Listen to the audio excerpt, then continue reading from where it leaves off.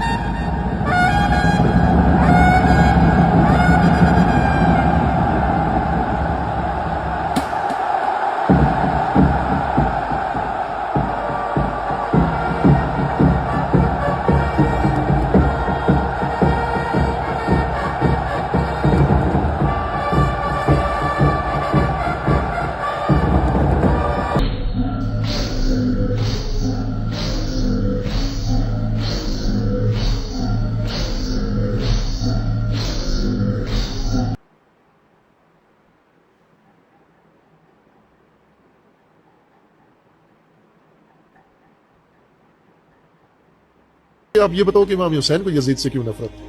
क्योंकि उस वक्त तक यजीद ने ये काम तो नहीं किया था। यजीद ने उस वक्त आले रसूल को कत्ल नहीं किया था जब इमाम हुसैन अलैहिस्सलाम ने उसके खिलाफ कयाम किया। इसका मतलब है कि इमाम हुसैन अलैहिस्सलाम की दलील कुछ और थी, आपकी दलील कुछ और है। आप जिस दलील से यजीद के दुश्मन हो वो एक ही यजीद है, मुआविया का बेटा। लेकिन इमाम हुसैन जिस दलील से यजीद के दुश्मन है वो हर दौर के यजीद के लिए मुकाबले में। इमाम हुसैन को क्या इतराज था यजीद पर? ये नहीं था कि आले रसूल क्यों मारे, चूंकि अभी नहीं मारे थे उसने, ये तो बाद में जुर्म किया। वहां पर उसका जुर्म इमाम ने बताया कि ये फासिक है, ये फासिद है, ये शराबखार है, मोलन बिलफिस्क है, ये किसी लिहाज से उम्मत मुसलमान का सरबराह नहीं बन सकता। अगर हम चश्मपोशी भी करें तो भी ये हकदार नहीं है उसका। ये चुप रहने की जगह ही नहीं है यहाँ पर, यहाँ हर सूरत में बोलना है। 61 हिजरी में रसूलुल्लाह सल्लल्लाहु अलैहि वसल्लम की वफ़ात के सिर्फ 30 साल के बाद होने वाला सानिया करबला इंसानी तारीख़ का एक ऐसा अलमनाक हादसा है जिसे उम्मत मुस्लिमा आज तक नहीं भुला पाई, क्योंकि इस हादसा ने उम्मत को दो बड़े टुकड़ों सुन्नी और शिया के अंदर तकसीम कर दिया और ये दराड़ आज तक जारी है। तारीख़ में वैसे तो बड़े बड़े वाक़यात और हादसात हो चुके हैं, लेकिन वक्त इनके लिए एक मरहम का काम करता है और आहिस्ता आहिस्ता वक्त गुजरने के साथ साथ इनको भुला दिया जाता है। मगर सानिया करबला की याद हर साल मुहर्रम के अंदर ऐसे ताज़ा हो जाती है जैसे ये कल ही का वाक़या हो, जब नवासे रसूल और इनके साथ मौजूद घर वालों और जानिसारों को करबला के मैदान के अंदर प्यासा दरिया फरात के किनारे शहीद कर दिया गया। लेकिन इमाम हुसैन ना जालिम के सामने कलमा हक कहने से बाज आए और ना उसकी बैत की, और आने वाली नस्लों को ये पैगाम दिया कि इस्लाम और दीन की खातिर जालिम बादशाह के सामने सर कटवा लेना, लेकिन कुफ्र का साथ मत देना। मगर अफसोस कि उसी हुसैन को जो कि बहादुरी, हिम्मत और इस्तकामत की अलामतें और आने वाली नस्लों को ये पैगाम देकर गए थे कि वक्त के यजीद के आगे खड़े हो जाना चाहिए, चाहे कुछ भी हो जाए। आज 1400 साल के बाद उसी हुसैन को एक मजलूम शख्सियत के तौर पर पेश करके इसकी तालीमात का, इसके पैगाम का वो मजाक बनाया जा रहा है जो कि शायद गैर मुस्लिम भी ना उड़ा सकते। इमाम हुसैन अलैहिस्सलाम और अहले बैत से मोहब्बत का दावा करके हर किस्म की बिदात और हिंदुओं जैसी मुशरिकाना रस्में इनसे मंसूब की जा रही हैं जिनका दीन इस्लाम से कोई ताल्लुक नहीं, बल्कि इसके बरक्स इस्लाम तो पूरी दुनिया के अंदर इसी तरह की जहालत को ख़त्म करने के लिए नाजिल हुआ था। गम हुसैन रसूलुल्लाह सल्लल्लाहु अलैहि वसल्लम की सुन्नत है, लेकिन मातम हुसैन खुद को छुरियां चाकू मार कर जख्मी करना, नुकसान पहुंचाना, हिंदुओं की तरह ताजिया निकालना, डीजे की तरह कॉन्सर्ट बनाकर मातम पर नाचना, ढोल तमाशे लगाना, कोयलों पर नमाज पढ़ना, घोड़ों को सजाकर बाजारों के अंदर घुमाना, इनका जूठा खाना, तरह तरह से वाक़या करबला की नकल बनाकर लोगों को ये बताना कि हमें गम हुसैन है। क्या ये रसूलुल्लाह सल्लल्लाहु अलैहि वसल्लम की तालीमात हैं या फिर इनके किसी सहाबी की या फिर खुद इनके अहले बैत की?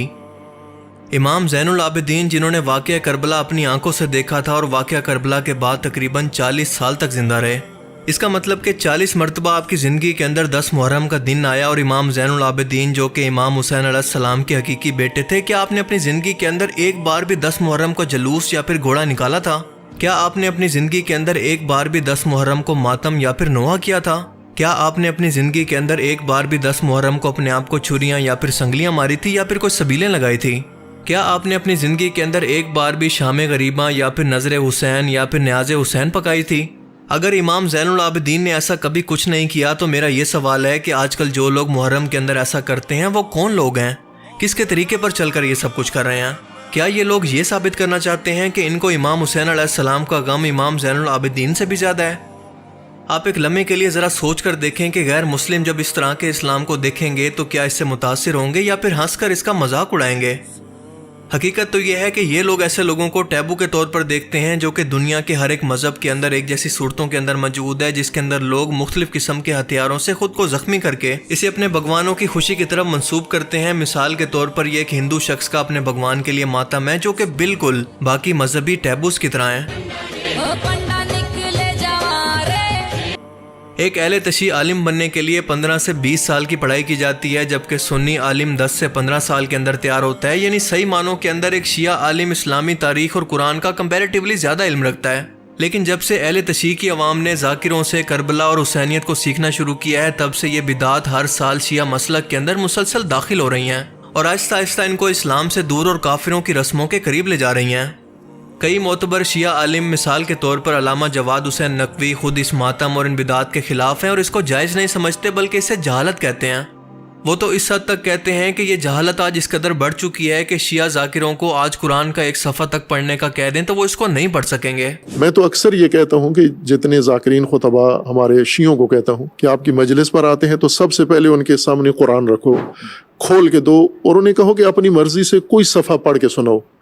اگر قرآن دیکھ کے پڑھ لیا انہوں نے تو سمجھو اس کو کچھ آتا ہے۔ اور اس کے بعد آپ سوچیں کہ جب ایسے ذاکرین اہل تشیع کی عوام کو دین سکھائیں گے تو ان لوگوں کی جہالت کا کیا عالم ہوگا؟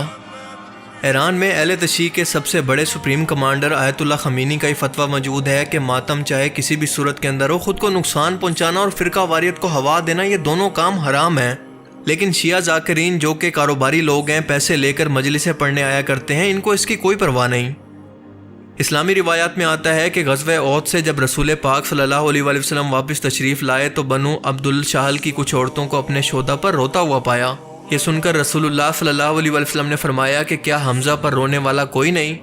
یہ سن کر انصار کی کچھ عورتیں آئی اور حضرت حمزہ رضی اللہ تعالیٰ عنہ پر رونا شروع کر دیا، اور حضور پاک صلی اللہ علیہ وآلہ وسلم جب اٹھے تو ان کو دیکھا تو منع فرمایا اور فرمایا کہ آج کے بعد کسی مردے پر کوئی نہ روئے، کیونکہ اسی وقت اللہ نے میت کے لیے رونے اور نوحہ کرنے سے منع کرنے کا حکم جاری کیا تھا اور اس کو حرام کر دیا، جو کہ کچھ ہی دیر پہلے تک جائز تھا۔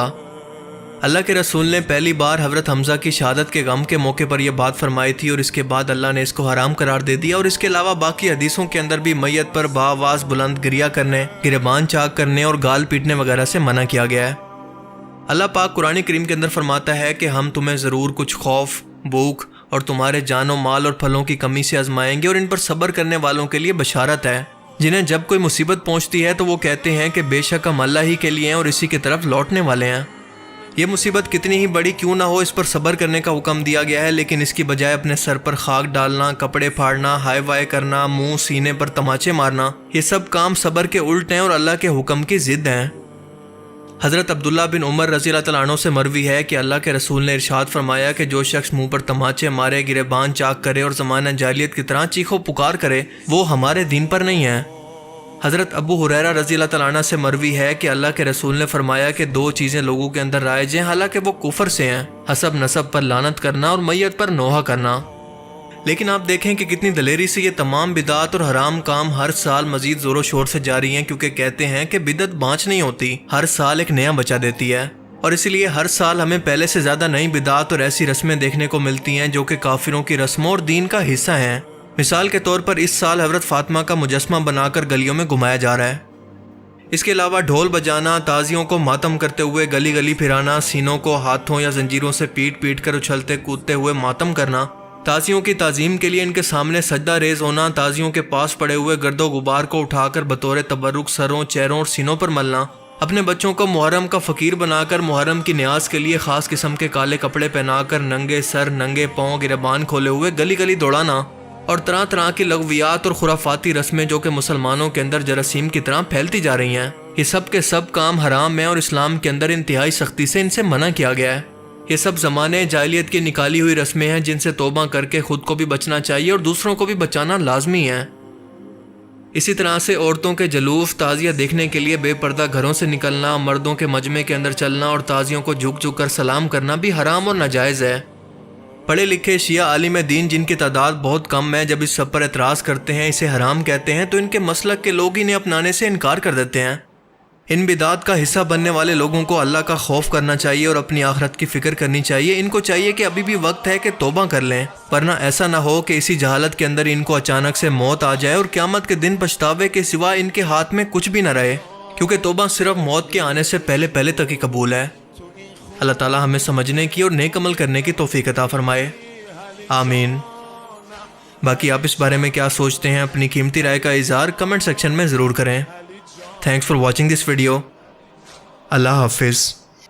امام حسین کے نام پر رو بھی لیتے ہیں، امام حسین کے نام پر ماتم بھی کر لیتے ہیں، امام حسین کے نام پر لنگر بھی کھا لیتے ہیں، لیکن کوئی کام جو امام حسین نے کیا وہ کرنے کے لیے تیار نہیں ہے۔ کیوں؟ اس لیے کہ ہمیں کربلا ذاکر نے سکھائی ہے، امام حسین سے نہیں سیکھی۔ ہمارے معلم ذاکرین ہیں، ہمارے معلم حسین ابن علی نہیں ہیں۔ 25-30 سال سے قوم کو سلانے کا کیپسول دیا گیا ہے، سو جاؤ، کوئی آ کر بات کرے تو بولو عزاداری کا دشمن ہے یہ۔ وہاں سے بھیجا جا رہا ہے اور ابھی تو پتہ نہیں کیا کیا چیزیں آئی ہیں، ابھی دیکھیے اگلے سال تک کیا کیا آ رہا ہے آپ کے سامنے۔ ابھی میں نے اپنے دوستوں کو شیئر کیے کچھ چیزیں جو وہاں اس سال کی گئی ہیں اور اگلے سال آپ کے یہاں انشاءاللہ امپورٹ کی جائیں گی، اور کس کے ذریعے سے امپورٹ کی جائیں گی خود ہی پہچان لینا۔ خواتین کا زنجیر کا ماتم آ رہا ہے، علی کے شیعہ، کتنی شرم کا مقام ہے یہ۔ دوستوں یہ تھی آج کی ویڈیو، جس میں ہم نے بہت سارا دیکھا کہ جو ہستی ٹی وی کی بہت اچھی انفارمیشن ہوتی ہے، بہت زبردست ویڈیو بناتے ہیں، اسلامی کنٹینٹ ہوتا ہے ان کا، تو زبردست انفارمیشن تھی جو کہ ہم نے حضرت امام حسین کی جو 10 محرم گزرا جس طرح کل، اور اس محرم پر آپ دیکھتے ہیں کہ بہت سارے لوگ ماتم کرتے ہیں، اور بہت سارے ایسے لوگ ہیں جو صرف اپنی خوشی کے لیے یا ویسے لوگ جاتے ہیں وہاں پر، پھر ہم اپنے امام حسین کے غم میں وہاں جا کر ماتم کرتے ہیں، مگر یہ سب جائز نہیں ہے۔ تو اللہ پاک ہمیں ان پر جو حضور پاک صلی اللہ علیہ وسلم نے ہمیں احکامات دیے ہیں، ان کی سنت ہے، جس طرح ہمیں سچے دین پر چلنے کی توفیق عطا فرمائے۔ ہمیں دیجیے اجازت، نیکسٹ ویڈیو تک ملتے ہیں، اپنے اور اپنے پیاروں کا خاص خیال رکھیں۔ اللہ حافظ۔